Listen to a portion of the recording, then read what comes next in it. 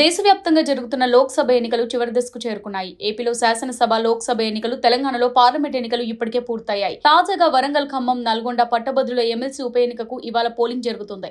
దీంతో అందరి దృష్టి ఎమ్మెల్సీ ఎన్నికపైన పడింది. వాస్తవానికి ఎమ్మెల్సీ ఎన్నికల బరిలో 52 మందున్న ప్రధాన పోటీ మాత్రం 3 అభ్యర్థుల మధ్యనే నెలకొంది. కాంగ్రెస్ పార్టీ తరపున తీన్మార్ మల్లన్న, బీఆర్ఎస్ పార్టీ నుంచి ఏనుగుల రాకేష్ రెడ్డి, బీజేపీ తరపున గుజ్జల ప్రేమేందర్ రెడ్డి పోటీలో ఉన్నారు. గ్రాడ్యుయేట్ ఓటర్లను ఆకట్టుకునేందుకు సభలు, సమావేశాలు నిర్వహించారు. తమకు మద్దతు ఇవ్వాలని విస్తృతంగా ప్రచారాలు చేశారు. ఈ నేపథ్యంలో పట్టభద్రులు ఎవరి పట్టం కడతారనేది ప్రశ్నగా మారింది. వాస్తవానికి నీళ్లు, నిధులు, నియామకాల పేరుతో అధికారంలోకి వచ్చిన బీఆర్ఎస్ 9 ఏళ్ల పాలనలో పూర్తిగా విఫలమైందని కాంగ్రెస్ పార్టీ ఆరోపించింది. తాజాగా అధికారంలోకి వచ్చిన కాంగ్రెస్ పార్టీ 6 గ్యారంటీలు అమలు చేయడంలో ఇప్పటి వరకు స్పష్టత ఇవ్వలేకపోయింది. కానీ ఇప్పటికే 30,000 ఉద్యోగాలు భర్తీ చేశామని, తమ పార్టీ అభ్యర్థిని గెలిపించి ప్రభుత్వానికి మద్దతిస్తే అన్ని సమస్యలు పరిష్కరిస్తామని చెబుతోంది.